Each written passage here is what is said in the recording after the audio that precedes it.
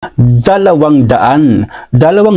boto para sa impeachment laban kay VP Sara Duterte, secured na raw mga kabanat. Wow, palakpakan. So ibig sabihin nito mga kabanat ay tiba-tiba naman pala siguro yung mga congressman natin dyan sa Kongreso, di ba? So mga kabanat, sa araw na ito ay ito ang magiging laman ng ating reaction video ngayon, ang tungkol sa balitang inilabas ng Ang Balita Ngayon na umano'y may 200 boto na para sa impeachment laban kay VP Sara Duterte ang secured na matapos nga umanong kausapin ni Sandro Marcos ang ilang mga congressman, lalong-lalo na ang mga miyembro ng NUP. Okay? So bago tayo magsimula mga kabalat sa ating bagong reaction video natin ngayon, ay syempre, huwag niyo munang kalimutang mag-like, subscribe, at i-click ang ating notification bell para lagi kayong updated sa ating mga bagong uploads. So ito na nga mga kabanat, 200 boto raw para sa impeachment laban kay VP Sara Duterte, secured na. Ayon kasi sa lumabas na ulat mga kabanat ay maaaring umabot umano sa humigit kumulang 200 mambabatas ang nakahandang sumuporta sa panibagong impeachment complaint laban kay Vice President Sara Duterte sa umano'y inisyatibang pinangungunahan ng anak ng ating Pangulo na si Sandro Marcos. Wow, wow, pinangunahan talaga ng anak ng ating Pangulo ha. Wow, ibang klase na talaga to. Akala ko ba hindi sila makikialam, pero bakit yung pinapagalaw yung anak niya, yung pinapakilos talaga ng husto para talaga tuluyan ng ma-impeach si VP Sara, di ba? Antindi ng mga antindi. So dahil 200 congressman ito, posibleng kung totoo mang napapayag ang 200 na ito, edi may malaking posibilidad na meron na naman palang mag-uulang mga mali-malita dyan, di ba? Meron na namang ipang deliver na mga basura na maleta. Wow, ang tindi. 200 maleta. So halimbawa, computing natin ito, katulad ng dati ng kumalat na issue nga, di ba, na tag 150M daw yung bawat congressman. So imagine nyo, yung tag 150M na congressman noon, ang dami nun, di ba? Halos lahat ng majority yata lang bumoto, di ba? Mabibilang lang sa daliri ang hindi bumoto. So halimbawa ngayon, 200, computing natin mga kabanat ha, kung halimbawa 200 times 150M halimbawa lang ito mga kabanat ha, 150M, magkano ang budget dito kung talaga mang meron, di ba? So grabe mga kabanat, tumataginting na 30 billion pesos ang budget dito kung sakali mang meron na namang mga mali-malita or yung bayarang mga nangyayari para lang kapalit ng pirma, di ba mga kabanat? So akalain nyo 30 billion, pero yung 30 billion mga kabanat, wala sa kanila yan. Alam na natin yan, wala sa kanila yan. Isang linggo lang sa kanila yan. Di ba? Isang linggo lang. Easy money lang yan sa kanila, kaya hindi sila nagdadalawang isip na gumastos ng ganyan kalaki para lang sa layunin nilang mapa-impeach si VP Sara. At saka siyempre kung mapa-impeach man si VP Sara, wag naman sanang mangyari, eh yun nga, tuloy-tuloy ang ligaya nila, di ba? Ganun lang kasimple yun. Kaya para lang yung itong paggastos nila, para lang yung give and take, kasi di ba nagpapalabas sila ng pera para sa mga layunin nilang gusto nilang may pagpatuloy. Parang kailangan nilang magsakripisyo ng pera nila. Sa bagay, hindi naman talaga matatawag na sakripisyo talaga yan kasi nakuha naman ng mga perang yan sa daling paraan o pinakamabilis na paraan, di ba? Hindi sila nagsumikap din, hindi sila nagkirap. Walang katsalin-salin sa pagkuha nila ng perang yan, di ba? 30 billion, baka kinuha lang na yan, baka naibulsa lang nila yan galing sa mga project, di ba? At saka galing sa mga pinang-utang sa iba't ibang mga bansa. So, patuloy tayo dito sa usapin mga kabanat dito patungkol sa pagkilos nga ni Sandro. Ayon kasi sa ulat ng Politico, sinasabing aktibo umano ang House Majority Leader na si Sandro Marcos nga sa pagkikipag-usap sa mga leader ng mga iba't ibang partido umano upang matiyak na may sapat na bilang ng boto para umusad ang proseso ng impeachment sa House of Representatives of the Philippines. So 'di ba? So dahil kinakausap niya ito, guys, So dahil kinakausap ni Sandro Marcos itong mga leader, posibleng hindi lang usapang yung parang binakiusapan lang na pumirma ka dito o imposibleng ganun lang yun. May malaking posibilidad dito ay kausap plus may kasama mga promises or yung mga deals. So ganyan, imposibleng wala yan. Kasi parte yan. Magkakaroon ba siya ng tapang nakausapin lang yung mga congressman na hindi siya sigurado kung kakampi ba niya or boboto ba talaga sa impeachment kung wala itong nakahandang mga promises or deals? Siyempre, mayroong bit-bit na bala to bago kinausap itong mga leader na to kung napapayag man niya itong sinasabing 200 na mambabatas daw, di ba? So kung halimbawa napapayag niya ito, malaki talaga ang posibilidad na mayroong mga promises or yung deals na kapalit sa kanilang mga pirma, di ba? So halimbawa na lang, kapag na-impeach natin si BP Sara, yun nga, bibigyan namin kayo ng maraming project o yung ipagpapatuloy namin yung mga project, mga ganun, di ba? O, bibigyan namin kayo ng malaking budget. O, tapos tuloy-tuloy ang inyong mga project doon. O, dahil dahil nga tuloy-tuloy yung mga project na doon, tuloy-tuloy din ang pagbubulsa nila o tuloy-tuloy yung pangungurakot nila, di ba? Pag na tayo, alam na natin yan, yung mga project na yan, mayroon sila mga kickback, yung tinatawag na kickback, di ba? So, meron posibleng mga ganun, yung may mga promises or deals, or kung di man ganun, posibleng may ibang usapan ba sila na halimbawa na lang, sinabi na lang, sinabi na, ayaw mo ba nun kapag na-impeach natin si BP Sara, edi yun na, tuloy-tuloy ang ating ligaya, tuloy-tuloy ang ating pambubulsa sa pera sa kabanang bayan, di ba? O, so ganun. So, kung halimbawa, ma-impeach natin si BP Sara, wala na tayong hadlang. So, ganun, di ba? Parang pang mind conditioning ba tawag nun? Parang brainwash, di ba, na kapag nagawa natin ma-impeach si BP Sara, edi wala na tayong magiging tinik sa ating mga ginagawang kabulastugan, di ba? Mga ganun. Grabe. So, ganun lang kasimple yun. At ayon pa dito sa mga ulat, mga kabanat, ay ang pinupuntirya daw ni Sandro Marcos na kausapin talaga ay yung grupo or yung partido ng National Unity Party na ito nuturing na ikalawang pinakamalaking partido sa Kamara na may humigit kumulang 40 ka-members, di ba? Di ba matatandaan natin noong mga nagdaang araw ay nagsalita yung isang membro ng NUP na si Congressman Ronaldo Puno na di ba na parang malabo na daw silang pumirma sa impeachment or sumuporta sa impeachment ni BP Sara kapag wala daw nailantad na bagong mga ebidensya, kapag tulad lang din ng dati nung naunang impeachment na nag-fail, yun pa rin ang mga ebidensya at walang bagong nailatag, hindi na raw sila susuporta or malabo na raw susuporta ang National Unity Party or NUP. So dahil ngayon, siguro na tiktikan ni Sandro na nandito ang pag-asa niya sa NUP kasi dati naman yung mga NUP sumuporta naman, di ba? Siyempre, kung ikaw ba naman sampalin ng maleta na may lamang 150 million, boto ka talaga, di ba? So, yun nga. So, ito ang sinisiguro niya kasi kalain mo ba naman ikalawang pinakamalaking partido sa Kamara, di ba? So, may pinakamalaking partido. So, halimbawa itong 40 makuha niya, edi napakalaki ng tulong nun para madagdag sa boto kasi kailangan lang naman ng boto doon sa Kongreso ng 1/3, di ba? So, mga 1/3 nasa 317 yata yung mga congressman, 317, not sure ha, or 318. So kung 1/3, kailangan lang nila ng mga mahigit 100 yata, mga hindi bababa sa 110, mga ganun, pinakamataas.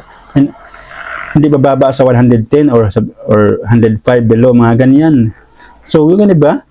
So, malaking tulong na kapag nakuha niya itong 40 members ng NUP, hindi pa kasama dyan yung mga sure na talagang boboto or papabor sa impeachment ni BP Sara kasi nga mga kakampi nila ni Sandro ito mga grupo nila Abante nila sino pa yung mga iba dyan na marami pang iba dyan nila ni Ortega, marami pa ni Adjung, marami pa mga sure na yan. So ang ito siguro mga kinakausap ni Sandro, yung sa tingin niya ay hindi pa mga sure at saka kailangan ba talaga yatang at nagpapakipot pa yata para bang naghihintay pang bigyan ng offer sila or offeran sila ng pa ng maleta ba o ano ba dyan para lang talaga makuha ang kanilang mga pirma or mapayes sila ni Sandro Marcos sa pagpirma, di ba? So grabe ito mga kabanat, no? Gagawin na talaga nila lahat para lang ma-impeach si VP Sara.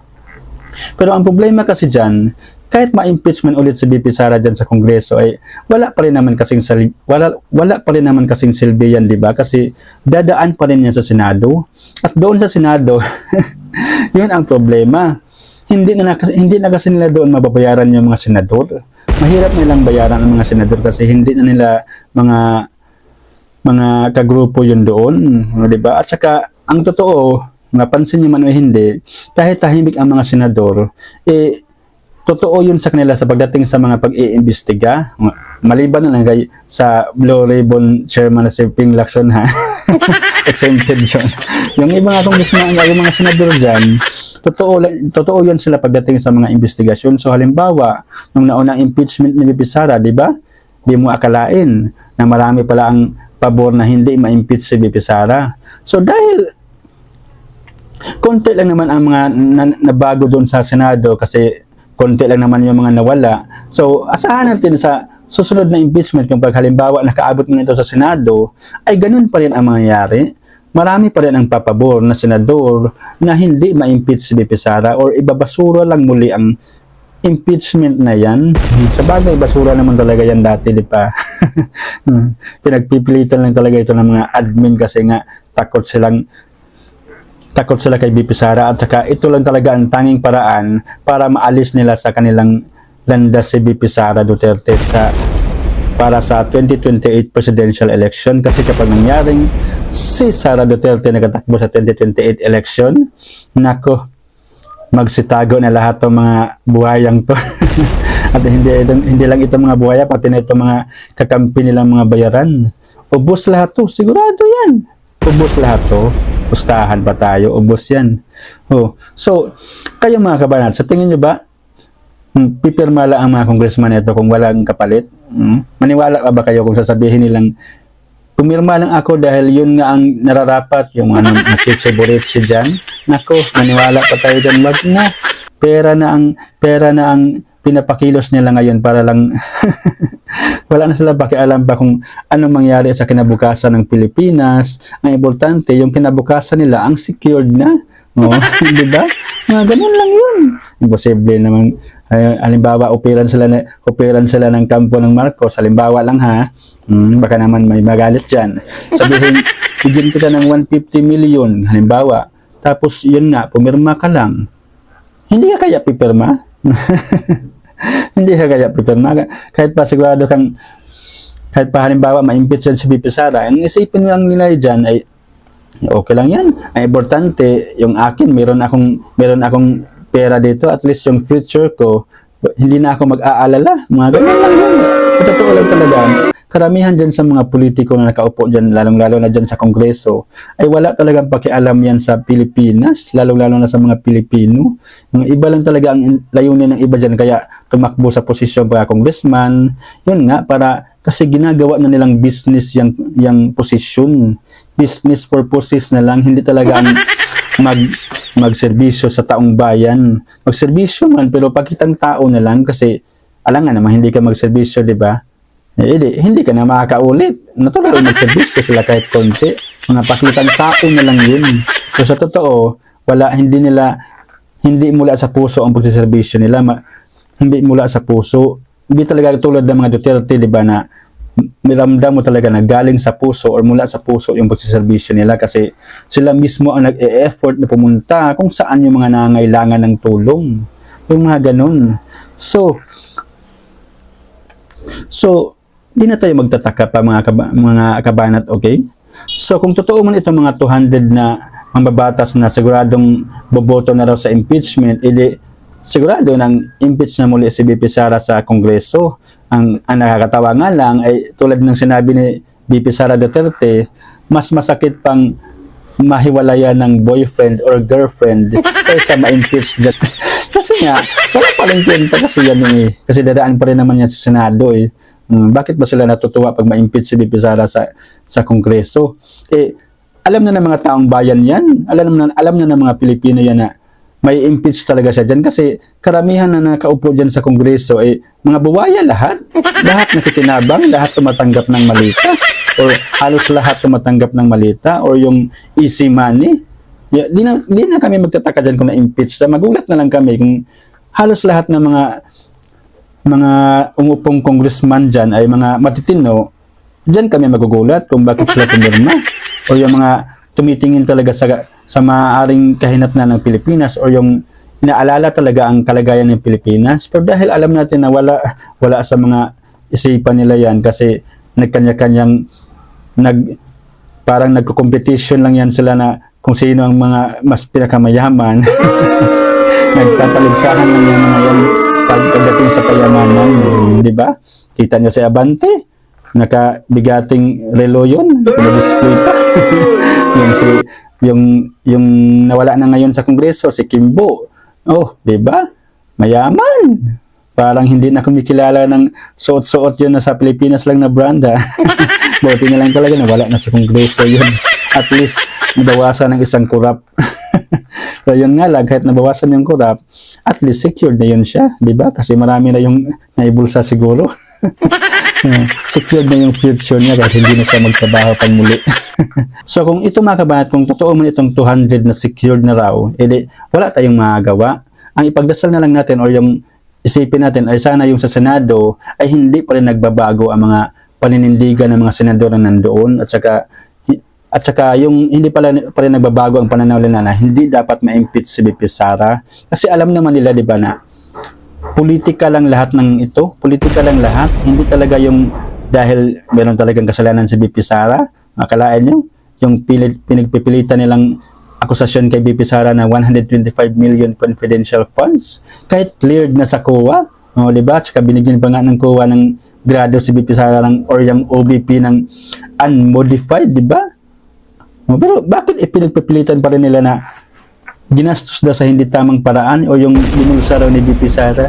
Yung ano pa mga sitse-boletse dyan? Hindi.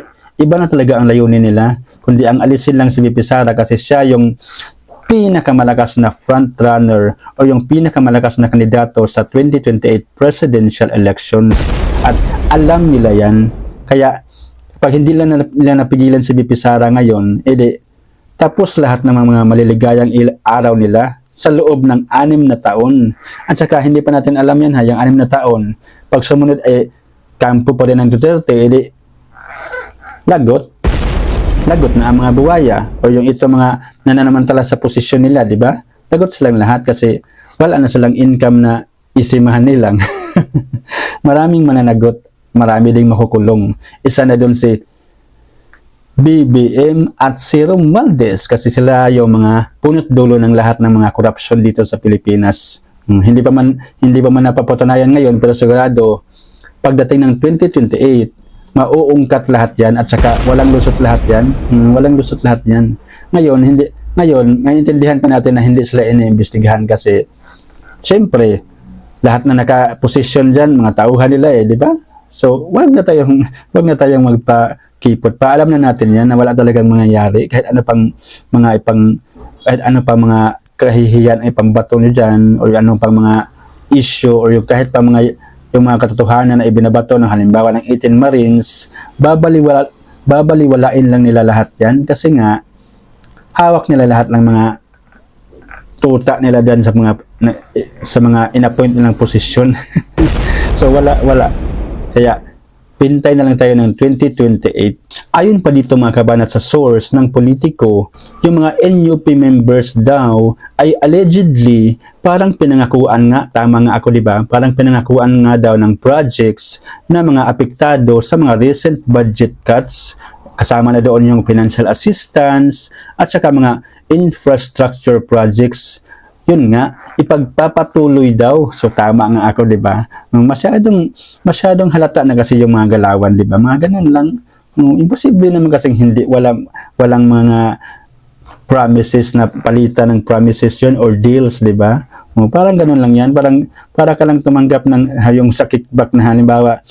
Sige, gagawa tayo ng project diyan tapos magkano ba ang akin? Mga ganun lang.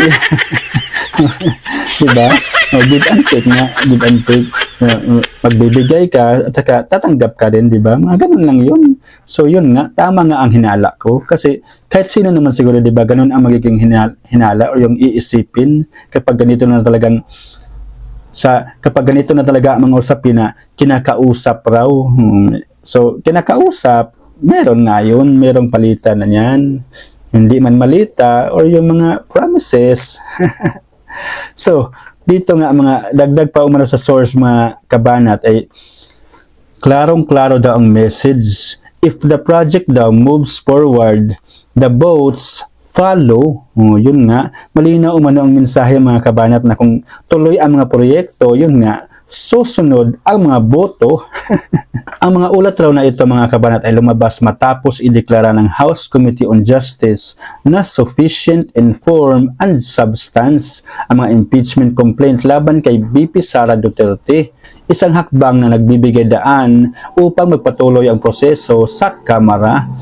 Meaning, desidido na talaga si Sandro Marcos na dapat ma-impeach si VP Sara, di ba? Kasi nga, saka lang pala nila kinausap ang mga congressman na ito na yung 200 congressman. Matapos na naging desisyon ng House Committee on Justice noon, diba, na sufficient talaga in form and substance yung dalawang impeachment ni VP Sara Duterte.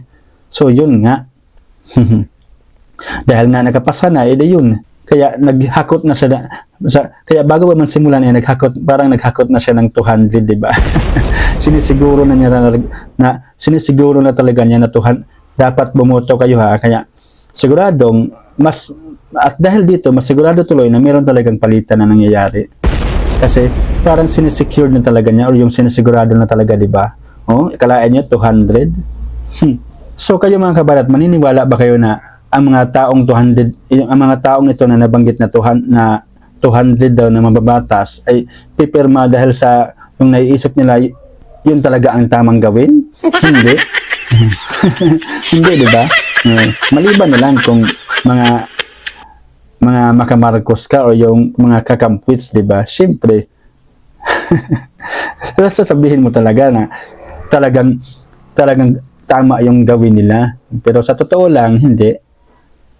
Pipirma sila o yung gagawin nila lang yung pipirma o yung boboto sila dahil kung hindi man promises, may maleta. So, hanggang dito na lang siguro mga kabanat ang reaction video natin tungkol sa balitang lumabas na ito na secured na raw ang 200 boto para sa impeachment ni VP Sara sa Kongreso.